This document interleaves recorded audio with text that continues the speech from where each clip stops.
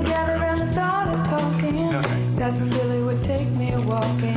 Out through the backyard we go walking. Then he looked into my eyes. Lord knows to my... Hello everybody, welcome to the Atheist Experience. I'm your host, Matt Dillhoney. Joining me this week, Russell Glasser. Hi folks. We are live. I think it actually ties in when he's talking about brainwashing at a young age. One of the reasons this question has come up is because there's a concern about whether or not people are indoctrinating their kids into their own religious beliefs, and is this something that actually happened to you? I don't think so. I mean, as far as I can tell, I mean, you know, I would have to say it's certainly true that my parents were atheists and probably told me that there was no God. And look at me, here I am, not believing in God today. Right. So, in that sense, you could say that this is indoctrination. But on the other hand, any kind of specific indoctrination I might have gotten from my parents, I think, was deliberately diluted in a whole bunch of ways. Or, you know, some of it deliberately and some of it not so deliberately. Yeah, I mean, Christians will often come at us and say that we just have a religious faith just like theirs. We have a faith that there's no God, and they have a faith that there is God, and so they're on equal footing. And that's an easy kind of symmetry to draw, but you know, I don't feel like I was ever raised in the same environment where I get sent to some place and get told the same thing over and over again. I mean, it's not like when you're an atheist you can restrict yourself to having just atheist friends, although I guess the Atheist Community of Austin is one way of getting toward that. But although, you know, I don't set that restriction on myself. No, I mean, and as a matter of fact, right. You know, as much as I enjoy doing things with the ACA and participate, you know, as much as I can, I have plenty of friends around the town who follow all kinds of religious beliefs. And the good thing is that many of them are genuine friends. We get along. We agree on some things. We disagree on some other things. We laugh about some of the things that we disagree about, and we generally have fun. But this isn't. I don't go after them and try and take away their religion. We don't tend to have arguments and discussions about religion, and for the most part, you know, I argue with people who are religious, but only if it comes up in conversation. I mean, for instance, I actually want to bring up my best friend for a second, which isn't something I thought of when I was preparing for the show today. But when I was 10, I moved to Santa Fe, New Mexico, and met a kid my own age just when I was driving up. He was right there next door. Shout out, hey Gil. I don't think he listens to the show. But his parents found out that I was an atheist, and they didn't want him to play with me for a while. And he did anyway. But I don't remember having serious discussions with him about atheism until just a couple of years ago, and it turns out that I mean, you know, even though he is good friends with both me and my dad, who's the most outspoken atheist ever, I think we had small conversations about it, but he said that he was having a sort of a crisis of faith recently, and I didn't shy away from needling him about it, you know, saying, well, you know, here's what I think.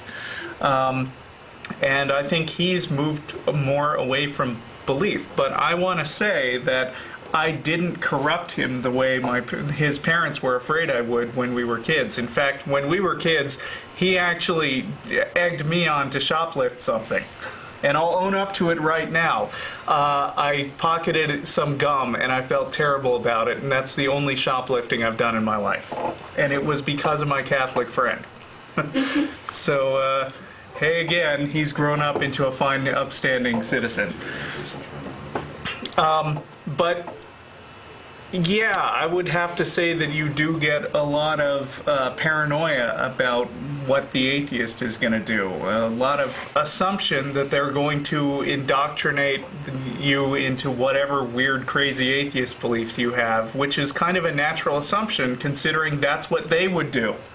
Well, I think in part people will complain, well, it's wrong to put that off on their religion, and I agree. Let's say the shoplifting incident had nothing at all to do with who was Catholic. I'm not blaming it on his Catholicism. And that's the point I'm getting to, is that instead there is a comment to be made about these people who have deluded themselves into thinking that a particular religious belief is likely to make you more moral or more ethical. The fact of the matter is that by and large, whatever your religious belief is, kids tend to do a lot of the same stuff everywhere. And that includes, breaking stuff, lying, being mean to the other kids, shoplifting, and eventually, as they get into their teens, owning up to their hormones and having sex. Where the problem that I think with religion comes in is in how it chooses to deal with those things. First of all, there's some denial going on.